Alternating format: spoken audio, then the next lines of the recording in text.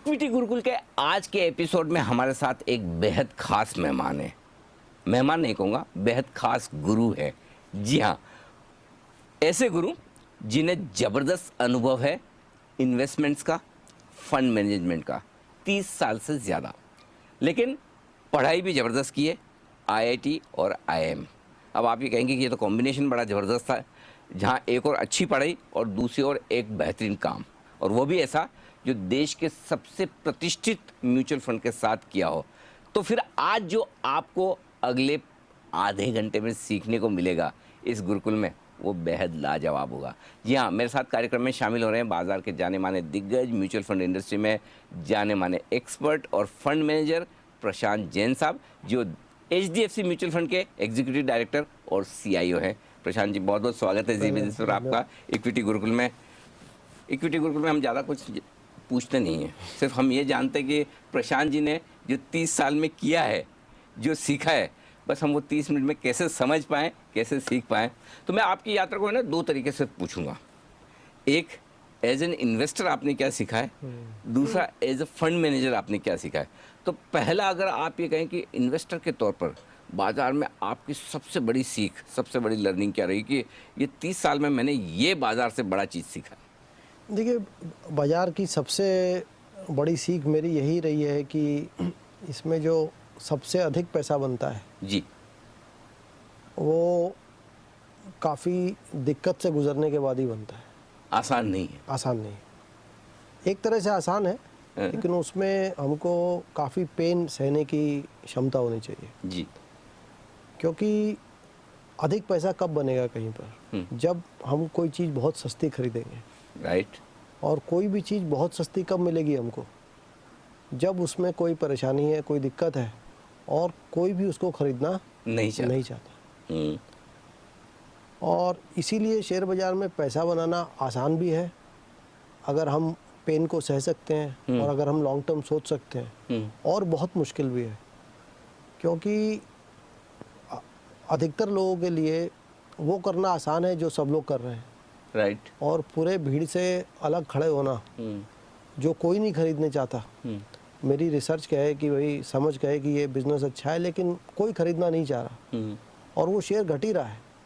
और ऐसे शेयर को लेंगे, और अगर वो हमारी रिसर्च सही है, कंपनी की समझ सही है, तो एक दिन उसमें मैंने देखा है कि बहुत अच्छा पैसा बनता है। और ऐसे में आपको अभी के बाज़ार की बात नहीं करके पहले के 2 क्लियर एग्जाम्पल दे सकता हूँ। 2000 में टेक्नोलॉजी स्टॉक, सॉफ्टवेयर कंपनीज़ के शेयर सबसे ज़्यादा पॉपुलर थे। हर फंड में, हर रिटेल इन्वेस्टर के पोर्टफोलियो में वो था। और इन शेयर्स को छोड़ के बाकी सभी बाज़ार इतना सस्ता था जिसको कि डिस्क्राइब करना भी मुश्किल है। उस टाइम पे आप डिविडेंड यील्ड्स कंपनीज़ में 5-10%, आईटी छोड़ के एक आम बात थी। बुक वैल्यू से नीचे बहुत सारे शेयर मिलते थे। और जिसने वो आईटी छोड़ के ओल्ड इकोनॉमी में कुछ भी लिया, उसमें से 10 में से 8 शेयर मेरे हिसाब से 5 से 50 गुना हो गए अगले 5-7 सालों में। तो ये एक उदाहरण था कि जो बहुत पॉपुलर था और जिसका पास का रिटर्न बहुत ज़्यादा था, उसमें आने वाले 10 सालों में पैसा नहीं बना और बाकी सब में पैसा बना। और कुछ ऐसा ही 2007 के आसपास देखा गया। वहाँ पे power companies, NBFCs, real estate companies सबसे पॉपुलर थे और सब इस पे बाय रिपोर्ट्स थे। और उस टाइम पे एफएमसीजी और फार्मा का कोई नहीं पूछता था। राइट। तो वहाँ पे पैसा ख़त्म हो गया, 100 रुपये का 50 हुआ या 10 रह गया, और यहाँ पे पैसा बहुत बना। लेकिन इसमें एक ही बात का, ये इसको बहुत से लोग कॉन्ट्रेरियन इन्वेस्टिंग कहते हैं, लेकिन मेरे ख्याल से कॉन्ट्रेरियन इन्वेस्टिंग अपने आप में एक पूरी तरह से सही नहीं है। ज़रूरत है कि हमारी सही समझ होनी चाहिए, और अगर हमारी समझ सही है और जो हमारा कंक्लूजन है बिज़नेस के बारे में, यदि वो मेजॉरिटी से अलग है, तो हम कह सकते हैं कॉन्ट्रेरियन भी है, लेकिन खुद अपने आप में कॉन्ट्रेरियन होना ही सही नहीं है। तो जब आप इन्वेस्टमेंट के बारे में सोचते हैं तो फिर आप क्या देखते हैं? क्या आप कंपनी की ग्रोथ देखना ज़्यादा पसंद करते हैं या फिर वैल्यू, कि भाई सस्ते दाम पे मिल रही है इसलिए ले लूँ, या कंपनी में ग्रोथ अच्छी होने वाली है इसलिए ले लूँ? देखिए साहब, कंपनी में जो सबसे पहली चीज़ देखनी चाहिए मेरे हिसाब से जी। वो है बिजनेस की सस्टेनेबिलिटी, ओके। कि ये बिजनेस में इतनी क्षमता है, इतने इसमें स्ट्रेंथ है कि ये आने वाले 5, 10, 20 साल तक कम से कम खड़ा तो रहेगा। ठीक है। सबसे पहला तो टेस्ट ये है। हम्म। अगर कोई कंपनी ये टेस्ट को पास नहीं करती तो मेरी समझ में उस शेयर में हमको किसी भी भाव पे इन्वेस्ट करने से पहले कई बार सोचना चाहिए और हो सके तो नहीं करना चाहिए। लेकिन अगर कंपनी में हमें लगता है कि इसमें क्षमता है, स्ट्रेंथ है कि ये सस्टेन करेगी, एनवायरनमेंट, इकोनॉमी की कंडीशन अच्छी बुरी हो सकती है, कंपटीशन बढ़ सकता है, लेकिन उसमें भी अगर ये सर्वाइव करने की क्षमता रखती है तो कम से कम ये एक इन्वेस्टेबल कंपनी है। और उसके बाद हमको एक अनुमान लगाना है कि आने वाले समय में इसमें किस प्रकार की ग्रोथ आ सकती है। और सबसे ज़रूरी बात एक अच्छे इन्वेस्टमेंट में ये होती है कि जो भी हमारा फ्यूचर का इसका असेसमेंट है उसकी तुलना में इसका आज का भाव कैसा है। देखिए 99 या 2000 में अगर आपने सॉफ्टवेयर कंपनी का शेयर खरीदा तो आज तक 20 साल में ऐसा नहीं हुआ कि उन कंपनीज का प्रॉफिट घटा हो। उसमें लगातार ग्रोथ है, लेकिन उसमें रिटर्न बहुत कम आया है, ना के बराबर आया है। क्यों? क्योंकि 99 में बाज़ार का अनुमान था, जो ग्रोथ का अनुमान था वो रियलिटी से बहुत ज़्यादा था, जो एक्चुअल ग्रोथ आई वो कम थी। तो बिज़नेस के ग्रोथ में और रिटर्न में एक बहुत अच्छा तालमेल है, रिलेशन है। लेकिन अगर बाज़ार ने उस ग्रोथ को ओवर एस्टिमेट कर लिया है तो ग्रोथ के बावजूद भी आपका रिटर्न कम हो सकता है। और बहुत बार ऐसा भी देखा गया है कि बिज़नेस में ग्रोथ बहुत कम है लेकिन रिटर्न आपका बहुत ज़्यादा आ सकता है अगर बाज़ार ने जो रियल ग्रोथ थी उसकी तुलना में उसका एस्टिमेट और भी कम था। तो अच्छा शेयर महंगे भाव में खरीद लें वो चलेगा, या फिर थोड़ी क्वालिटी पर कॉम्प्रोमाइज़ करके अगर सस्ता मिल रहा है तो ले लिया जाए, उसमें भी पैसे बन जाएंगे? इसका सही जवाब देना संभव नहीं है, क्योंकि देखिए ये कंटिन्यूअस स्केल जैसा है। तो एक अच्छे बिजनेस का जिसके आरओसी ज़्यादा है, जिसकी मैनेजमेंट क्वालिटी अच्छी है, जिसकी कंपैरेटिव एडवांटेजेस ज़्यादा हैं, उसका हमको भाव ज़्यादा देना चाहिए। लेकिन कितना ज़्यादा देना चाहिए ये एक आपके एक्सपीरियंस, आपकी फील, आपकी अंडरस्टैंडिंग और थोड़ा लक पर भी निर्भर करता है। लेकिन मैं फिर वही कहूँगा कि कोई भी बिज़नेस जो एक सस्टेनेबल बिज़नेस है, जो सर्वाइव करेगा, जो बाज़ार में, जो इकोनॉमी में प्रॉफिट कमा सकता है, आरओसी कमा सकता है, ऐसे कोई भी बिज़नेस हो, चाहे वो बहुत अच्छा हो या थोड़ा कम अच्छा हो, लेकिन उसके बाद रिटर्न वो हम किस प्राइस पे ऐसे बिजनेसेस को खरीदते हैं उस पे ज़्यादा निर्भर करता है। और इसीलिए आप देखेंगे कि जैसे पिछले 4 साल में देखा जाए तो फार्मा कंपनीज़ के शेयर 50 से 70% डाउन है जी। बहुत सारी ऑटोमोबाइल कंपनीज हैं, उनके शेयर भी काफ़ी डाउन है। क्यों? इनकी क्वालिटी तो वही है जो 5 साल पहले थी, लेकिन इनमें जो ग्रोथ आई वो बाज़ार जो सोच रहा था 5 साल पहले उससे काफ़ी कम आई। तो मेरे ख्याल से एक नेसेसरी कंडीशन है कि हमको अनसस्टेनेबल बिजनेस में इन्वेस्ट नहीं करना है, और अच्छे रिटर्न कमाने के लिए अगर हम अच्छे बिजनेस का ज़्यादा दाम देंगे तो रिटर्न आने की संभावना बहुत कम हो जाती है। अच्छा प्रशांत, एक चीज़ हो रहा है कि जैसा आपने एज एन इन्वेस्टर तो अपनी लर्निंग्स बताई, एज ए फंड मैनेजर शायद जॉब थोड़ा और मुश्किल होगा, आसान नहीं, क्योंकि वहाँ आपको दूसरों का पैसा मैनेज करना है और जवाब भी देना है। और आजकल तो इतनी ट्रांसपेरेंसी के हर महीने, हर 3 महीने में सवाल पूछे जाते हैं। तो फिर वहाँ पर आपने ये आपका जो 29-30 साल का अनुभव है फंड मैनेजमेंट का, वहाँ क्या ऐसी खास सीख रही है? मैं तो देखिए फंड मैनेजर एक एक्सीडेंट से बना, मेरी अच्छा। कोई ऐसी प्लानिंग नहीं थी। मैं तो एसबीआई में गया म्यूचुअल फंड में, तो मैं थोड़ा लेट ज्वाइन किया था। तो उन्होंने कहा कि इस बैच में अब तुम लास्ट आए हो तो अब आप इक्विटी रिसर्च करिए, क्योंकि उस समय में 91 में आप बिलीव नहीं करेंगे, इक्विटी रिसर्च में कोई प्रेफरेंस नहीं थी किसी की। लोग मर्चेंट बैंकिंग या प्रोजेक्ट अप्रेजल की ज़्यादा प्रेफरेंस थी। तो मेरे को तो क्योंकि कुछ और ऑप्शन नहीं बचा था इसलिए इक्विटी रिसर्च में भेजा गया। लेकिन आज मैं यही कहूँगा कि जो एक फंड मैनेजर का करियर है, इसमें बहुत सारे लोग फंड मैनेजर बनने की इच्छा रखते हैं, लेकिन उनको इसमें कोई बुराई नहीं है, लेकिन इसको सही ढंग से समझ के ही ये डिसीजन करना चाहिए। और आज मैं देखता हूँ कि मैं इस इंडस्ट्री में लगभग 30 साल से हूँ, तो मेरे साथ वाले जो अधिकांश लोग थे वो इस इंडस्ट्री में अब मतलब एज अ फंड मैनेजर नहीं है, रिटायर हो चुके हैं। या वो अपना कुछ कर रहे हैं, या तो ये इंडस्ट्री एक क्रिकेटर या थोड़े से कहें तो एक जो फिल्म एक्टर्स होते हैं इनके जैसी है, अच्छा। क्योंकि इसमें जो सक्सेस रेट है हाँ, ये लंबे समय तक सक्सेस बहुत कम है, और इसमें फेलियर रेट बहुत ज़्यादा है, क्योंकि तो बहुत सारे लोग क्रिकेटर बनना चाहते हैं, लेकिन उसमें से सब लोग ये सोचते हैं कि मैं सचिन बन जाऊंगा, लेकिन उसके पीछे एक सचिन के पीछे 90 या 99 लोग नहीं बन पाते। तो लाइफ में, करियर में अगर हमको कोई डिसीजन लेना है तो एक एवरेज आउटकम को देख के लेना चाहिए, और उसको जो एक आउटलायर आउटकम है उसको देख के नहीं लेना चाहिए। तो मेरी सब यंगस्टर्स को यही राय होगी। हाँ, लेकिन अब जहाँ तक पोर्टफोलियो का सवाल है, आप क्योंकि फंड चलाते हैं, किस तरह से आप ये डिसाइड करते हैं कि अगर किसी एक शेयर को मैंने सही वक्त पर ख़रीदा है तो मैं इसे बेचूं ना, क्योंकि कई बार पैसा जल्दी बन जाता है, ज़्यादा बन जाता है, तो फिर वो ऐसा लगता है कि निकल जाए। तो ये होल्ड, बाय एंड होल्ड वाली स्ट्रेटजी वो आप कैसे अपनाते हैं? नहीं, देखिए इसमें जवाब बड़ा सिंपल है, थोड़ा समझना लेकिन मुश्किल है। जो प्रतिदिन का जो डेली का जो प्राइस है उसी को हमको अपनी कॉस्ट समझना चाहिए। अच्छा।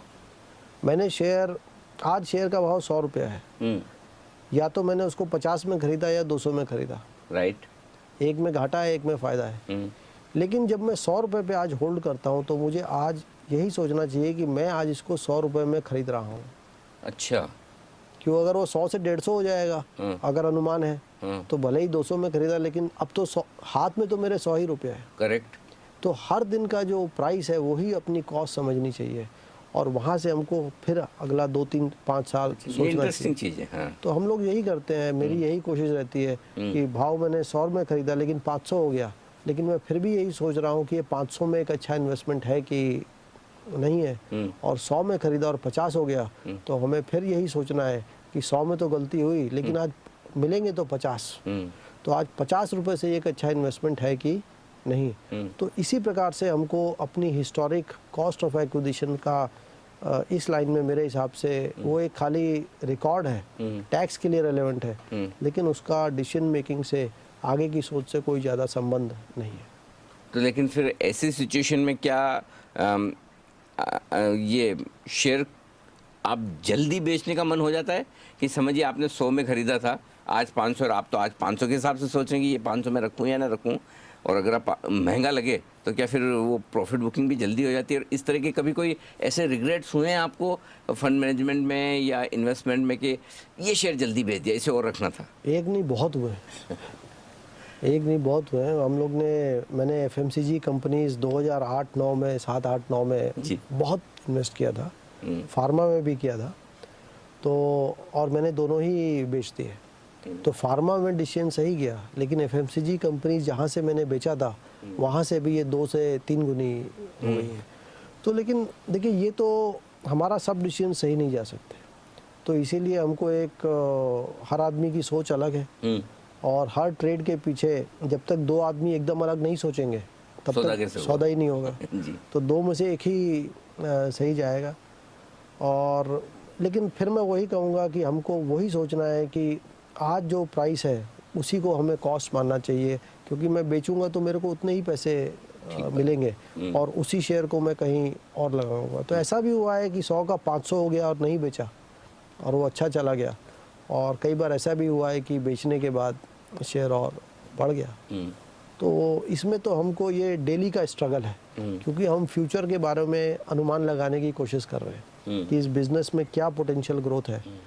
और लेकिन ये भी देखा गया है कभी कभी बाज़ार में जो PE मल्टीपल्स हैं ये काफ़ी चेंज हो जाते हैं जी, और उसका अनुमान लगाना भी बहुत मुश्किल है कि बाज़ार एक कलेक्टिव तरीके से, सामूहिक रूप से क्या सोचेगा, 100 इन्वेस्टर आके इस बिज़नेस को कैसे वैल्यू करेंगे, इसको कहना भी मुश्किल है। यूटिलिटी कंपनीज हैं, आज से 10 साल पहले लोग 3 से 4 टाइम प्राइस टू बुक पे खरीदते थे, और आज एक टाइम में लोग उससे को पसंद नहीं है। FMCG कंपनी 10 साल पहले 15 PE में मिलती थी, 20 में, आज 60 से 100 का PE है। तो ये बाज़ार में हम हमेशा अनसर्टेनिटी से भी डील कर रहे हैं और इसीलिए इसमें एक कंसिस्टेंट परफॉर्मेंस दे पाना बहुत मुश्किल है। जैसा आपने कहा कि सबसे पहले शेयर खरीदने के पहले मैं ये देखता हूँ कि ये बिजनेस 10, 15, 20 साल चलेगा कि नहीं। तो बिजनेस आपने देख लिया, लेकिन बिजनेस के अलावा किसी शेयर को खरीदने के पहले उस कंपनी में आप क्या क्या खास चीज़ें देखते हैं?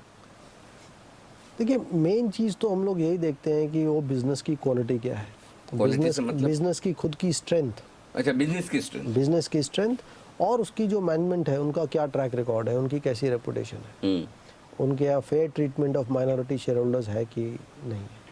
तो ये एक, मैं कहता हूँ, एक तरह से हाइजीन फैक्टर हो जाते हैं कि ये एक बेसिक कंडीशन है। अगर एक बिज़नेस को हम कहते हैं कि ये एक ऐसा बिज़नेस है जो सस्टेन कर सकता है कंपैरेटिव मार्केट प्लेस में और उसके मैनेजमेंट की क्वालिटी एक बेसिक मिनिमम से ऊपर है, तो हम कहते हैं ये बिज़नेस में हम इन्वेस्ट कर सकते हैं। और उसके बाद हमको यही अनुमान लगाना है कि इस बिज़नेस में आने वाले समय में इसके फ्यूचर ग्रोथ के बारे में हमारी क्या समझ है और उस ग्रोथ के रिलेशन में जो आज इसका प्राइस है वो कैसा है। अच्छा, डिसीजन तो आपको बेचने के भी लेने होते होंगे। एक तो हमारे जैसे इन्वेस्टर है जो ज़बरदस्ती आपको डिसाइड करवाते होंगे कि रिडम्पशन कर रहे हैं अगर, तो फंड में से आपको कुछ ना कुछ तो बेचना होगा, लेकिन आपको अपना कॉल लेना है कि ये शेयर मेरे पोर्टफोलियो में नहीं रहेगा। उसके पीछे क्या वजह होती है? देखिए, इसके पीछे 4 कारण होते हैं आमतौर पे। एक तो ये कि जो मेरा टारगेट प्राइस था वो हमें लगा कि अब ये भाव ऐसा आ गया है कि जो मेरी बिज़नेस की समझ है इसमें अब ज़्यादा रिटर्न की गुंजाइश नहीं बची, तो हम उसको बेच देंगे। दूसरा ये होता है कि कुछ माहौल में, एनवायरनमेंट में ऐसा चेंज आ गया जिससे उस बिज़नेस का फ्यूचर आउटलुक चेंज हो गया कि जैसे किसी की कमोडिटी के दाम बहुत घट गए या कोई नई टेक्नोलॉजी आ गई या लोगों की हैबिट्स चेंज हो रही हैं। जैसे प्रिंट मीडिया से लोग कहते हैं ग्लोबली आप देखिए तो रीडरशिप कम हुई है, तो वो एक बहुत बड़ा फैक्टर है बिज़नेस के फ्यूचर ग्रोथ के बारे में। तो कहीं एडवर्स डेवलपमेंट है तो आप चेंज कर सकते हैं, या हमें लगता है कि हमारी समझ गलत थी, जो हमने पहले रिसर्च की थी वो पूरी नहीं थी, उसमें कुछ कमी रह गई और जैसे हम ऑनगोइंग स्टडी करते रहते हैं तो मालूम पड़ा कि इसमें हमने ये चीज़ मिस कर गए और हमें समझ आया कि हमारा व्यू गलत था, तो हम उसको मिस्टेक को करेक्ट करेंगे भले ही हमको उसमें लॉस हो। इसको स्टॉप लॉस भी कहते हैं। और फोर्थ ये है कि ऐसा कुछ नहीं हुआ, लेकिन हमें कोई एक ऐसा शेयर दिखाई दिया जो कि हमें लगता है उसमें इससे काफ़ी ज़्यादा रिटर्न आने की संभावना है, तो हम इसमें थोड़ा एक्सपोजर कम करके उसमें भी स्विच कर सकते हैं। और एक फिफ्थ कंडीशन ये भी है कि हमने पोर्टफोलियो में कोई शेयर 3% लिया था, वो बहुत अच्छा किया तो 8% हो गया या 6 हो गया, तो हम कहेंगे अब हमको इसमें थोड़ा रिस्क भी, पोर्टफोलियो में मेरे को 8% में रिस्क ज़्यादा लगता है तो उसको हम रिस्क मैनेज करने के लिए भी उसमें एक्सपोजर कम कर सकते हैं। अच्छा, जो शो देख रहे हैं और आई एम श्योर कि हज़ारों लाखों ऐसे इन्वेस्टर्स भी हैं जो आपके फंड में पैसा लगा कर बैठे हैं या फिर जो लगाना चाहते हैं, उन्हें क्या सीखना चाहिए? उन्हें किस तरह से इन्वेस्टमेंट करना चाहिए, ये मैं आपके अनुभव से जानना चाहता हूँ। देखिए, शेयर बाज़ार एक ऐसी चीज़ है जिसको कि देख के बहुत सारे लोग एक्साइटेड होते हैं और सबको लगता है कि इसमें पैसा बनाना बहुत आसान है, क्योंकि सब लोग हिस्टोरिक देखते हैं कि ये 100 का शेयर था अब 200 हो गया, और तो इसलिए बहुत सारे लोग इसमें डायरेक्ट इन्वेस्टमेंट्स में काफ़ी रुचि रखते हैं। लेकिन मेरी सबसे बड़ी समझ ये है शेयर बाज़ार की कि जब तक हमको इसकी वाकई में सही समझ नहीं है तब तक हमको डायरेक्ट इन्वेस्टमेंट से दूर रहना चाहिए और हमको एफ&ओ या बोरो करके पैसा शेयर बाज़ार में कभी भी नहीं लगाना चाहिए, क्योंकि वो एक प्रकार से स्पेकुलेशन है और उसमें बहुत लॉस आने की संभावना है। देखिए, शेयर बाज़ार एक बहुत अच्छी जगह, वॉरेन बफेट ने कहा है कि आपको अपने जीवन में इनकम के 2 सोर्स रखने चाहिए, एक तो जो आप काम करते हैं, नौकरी है या बिजनेस है, और दूसरा इन्वेस्टमेंट्स। तो मेरे ख्याल से कोई भी आदमी अगर थोड़ी ठीक से इन्वेस्ट करके सेविंग और इन्वेस्ट करते हैं तो ओवर टाइम एक बहुत अच्छा सोर्स ऑफ वेल्थ क्रिएशन और रिटर्न्स हमारा बनता है। और इसके बारे में मेरी लोगों को एक ही राय है कि जो भी उनकी वेल्थ है, जो भी उनकी सेविंग है, उसके 2 हिस्से करिए। अच्छा। हाँ, एक हिस्सा है वो जिस पे हम कहते हैं कि ये पैसे मेरे को 5 से 10 साल के लिए नहीं चाहिए, ठीक है। और इस पैसे पे अगर 5, 10, 15, 20% घट भी गया टेम्परेरी, तो मैं रात को आराम से सो सकता हूँ। ठीक है। इतने टेम्परेरी लॉस को मैं इमोशनली, फाइनेंशियली बर्दाश्त कर सकते हैं। तो वो हिस्सा हमारी सेविंग या वेल्थ का रिस्क कैपिटल है, और उसको हमको 2, 3, 4 अच्छे डाइवर्सिफाइड मल्टी कैप या लार्ज कैप फंड्स पे इन्वेस्ट करके पेशेंट रहना है। एक बार आपने एसेट एलोकेशन कर लिया, 3 फंड्स चूज कर लिए, फिर इसमें पेशेंस की जरूरत है, और आप जितने लंबे समय तक फंड्स होल्ड करेंगे उतना इसमें कंपाउंडिंग आएगी। और जो दूसरा हिस्सा है जिसको हम कहते हैं कि इस पे मैं रिस्क नहीं ले सकता या मेरे को इस पैसे की ज़रूरत पड़ सकती है, वो पैसा हमको फिक्स इनकम में इन्वेस्ट करना चाहिए। फिक्स इनकम में बैंक्स में हम इन्वेस्ट कर सकते हैं, वहाँ पे हमको प्रॉमिस्ड रिटर्न मिलता है, उसमें कोई रिस्क नहीं है। और हम फिक्स इनकम म्यूचुअल फंड भी देख सकते हैं, उसमें बैंक डिपॉजिट्स की मुताबिक रिस्क ज़्यादा है, लेकिन उसमें टैक्स ब्रेक्स की वजह से कभी कभी थोड़ा रिटर्न भी ज़्यादा आता है, और उसमें लिक्विडिटी हमारी बहुत ज़्यादा रहती है। तो मुझे लगता है इस प्रकार से अगर हम ये अपनी रिस्क कैपिटल और सेफ कैपिटल का सही अनुमान लगा के उसको इन्वेस्ट करें, तो मेरे ख्याल से एक 10, 20, 30 साल के ऊपर जो इक्विटीज़ में कंपाउंडिंग है, उससे आपके फंड का रिटर्न दूसरे फंड से 2% कम भी रह गया, कोई बात नहीं, लेकिन वो फिक्स इनकम से 4-6% ज़्यादा ही बेहतर है। तो उससे अगर आप 4-6% एक्स्ट्रा कमाते हैं, और जब तक आप बेचेंगे नहीं तब तक वो टैक्स भी नहीं देना है, राइट। तो आप टैक्स फ्री कंपाउंडिंग 20-30 साल करेंगे, तो आप देखेंगे कि इसमें छोटी छोटी सेविंग्स भी ओवर लॉन्ग पीरियड्स एक बहुत बड़ी रकम बन जाती है। बिल्कुल। तो लॉन्ग टर्म में इक्विटी मार्केट से पैसा बनाने का सीधा तरीका ये कि पहली चीज़ तो अगर आपको समझ में आए तो आप करें, ना समझ में आए तो बेहतर है म्यूचुअल फंड्स। और दूसरा ये कि डरे ना, घबराए ना, ऊपर नीचे तो होगा, लेकिन लॉन्ग टर्म में 10, 20 और 30 साल का व्यू लेकर चलेंगे तो आप पैसा बनाएंगे। जो कुछ सीखा हमने प्रशांत जी से वो ये है कि इक्विटी मार्केट में कभी भी रिटर्न्स आपको सीधे नहीं मिलेंगे, उतार चढ़ाव होगा, लेकिन अगर वाकई में वेल्थ बनानी है तो इससे बढ़िया जगह हो नहीं सकती। बहुत